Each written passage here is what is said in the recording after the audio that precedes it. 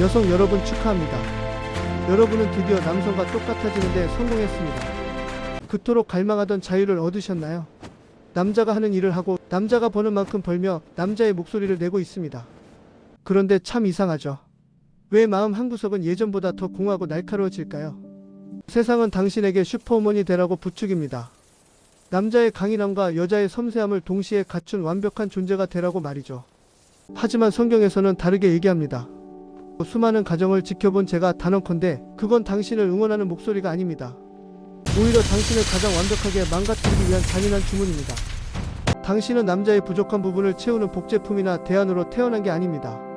물고기를 나무 위에 올려두고 왜 원숭이처럼 높이 뛰어오르지 못하냐고 다그치는 것은 교육이 아니라 학대입니다. 지금 21세기 여성들이 겪고 있는 이 극심한 혼란은 우리가 우리 스스로를 너무나도 몰랐기 때문에 발생한 비극입니다. 만약 당신이 지금껏 믿어왔던 여성성의 정의가 완전히 틀렸다면 어쩌시겠습니까? 도대체 우리는 무엇을 놓치고 있었던 걸까요? 그 충격적인 설계도의 첫 장, 21세기 여성의 역설을 확인해 보시죠. 오늘날 여성들은 역사상 가장 넓은 선택지를 가졌다고들 말합니다. 하지만 실상은 이 감옥에서 어떻습니까? 나가게 해줘! 여러분은 지금 이 감옥에서 자유로운가요? 나가게 해줘! 아니면 거대한 이 감옥에서 나가게 해줘! 우리는 남성과 동등해지기 위해 남성보다 더 남성답게 살 것을 강요받는 시대에 살고 있습니다. 직장에서는 빈틈없는 전사여야 하고 퇴근 후에는 자유로운 어머니여야 하며 겉으로는 화려한 성공을 거둔 것 같지만 그 속을 들여다보면 번아웃과 자기 혐오가 독처럼 퍼져 있습니다. 이것은 결코 자유가 아닙니다.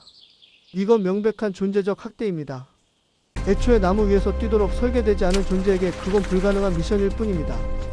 여러분은 지금 남의 옷을 훔쳐입고 광대처럼 춤을 추고 있기 때문입니다. 이제 그 거추장스러운 남자의 옷을 벗어던져야 합니다.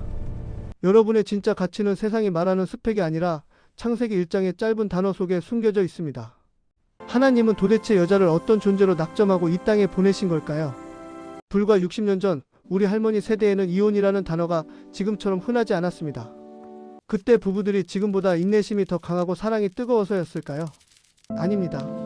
단순히 역할이 명확했기 때문입니다. 하지만 현대 사회로 오면서 이 뼈대가 완전히 산산조각 났습니다.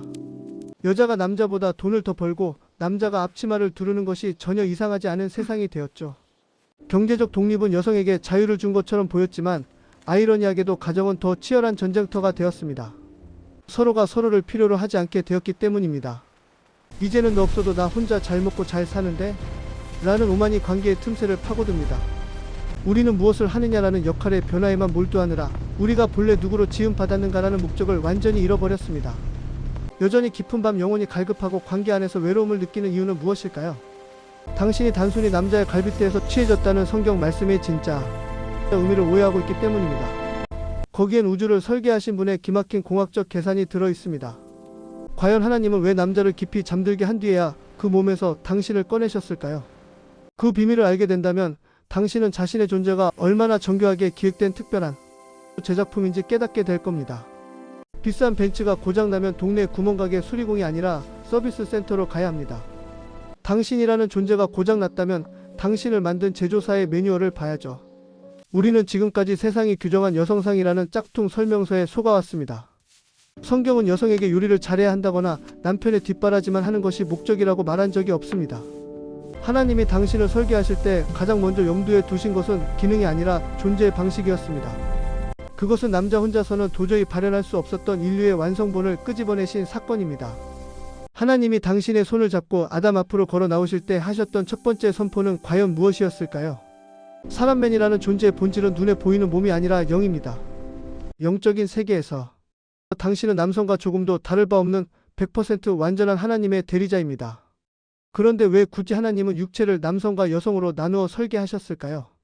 남성은 씨앗을 내놓는 통로로, 여성은 생명으로 완성하는 통로로 특화되었습니다. 한쪽이 없으면 기능 자체가 정지되는 완벽한 톱니바퀴의 두 축으로 지음받은 겁니다. 그 감수성은 고장난 것이 아닙니다. 하나님이 여성에게만 설치하신 고성능 센서입니다. 하나님이 남자를 만드실 때는 빛다 폼드라는 단어를 쓰셨지만 여자를 만드실 때는 지어졌다 빌드라고 하셨습니다. 여성은 남성 안에 있던 가장 정교하고 아름다운 정수만을 따로 추출해서 만든 특별 제작품입니다.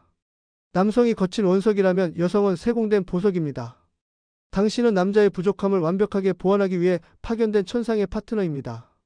남성은 근원의 보호로 모든 것을 공급하고 여성은 그것을 받아 생명으로 표현합니다. 여성은 태생적으로 받는 존재로 설계되었습니다. 무언가를 받아들여야만 기능이 시작되는 당신의 설계 구조 때문입니다. 여성이 남성에게서 받아야 할 진짜 씨앗은 바로 하나님의 임재이던입니다. 여성이 가진 이 베가의 법칙이 당신의 가정을 천국으로 만들 수도 있습니다. 당신은 받은 것을 절대로 그대로 돌려주지 않습니다. 남편이 당신에게 집이라는 빈 건물을 주면 당신은 그것에 온기를 불어넣어 가정으로 만들어 돌려줍니다. 남편이 작은 씨앗 하나를 주면 당신은 9달 동안 당신의 생명을 나누어 아이라는 우주를 만들어 돌려줍니다. 당신은 좋은 것만 키우는 게 아니라 들어오는 모든 것을 키워버리기 때문입니다. 남편이 당신에게 짜증과 무시를 준다면 어떻게 될까요? 당신은 그것을 지옥 같은 갈등으로 만들어 남편의 가슴에 꽂아버릴 것입니다. 반대로 남편이 당신을 여왕으로 대접하면 당신은 그를 왕으로 만들어줄 유일한 존재이기도 합니다. 당신이 가진 진짜 무기인 영향력의 비밀을 아직 깨닫지 못했기 때문입니다. 세상을 움직이는 거대한 엔진은 바로 당신 안에 있습니다.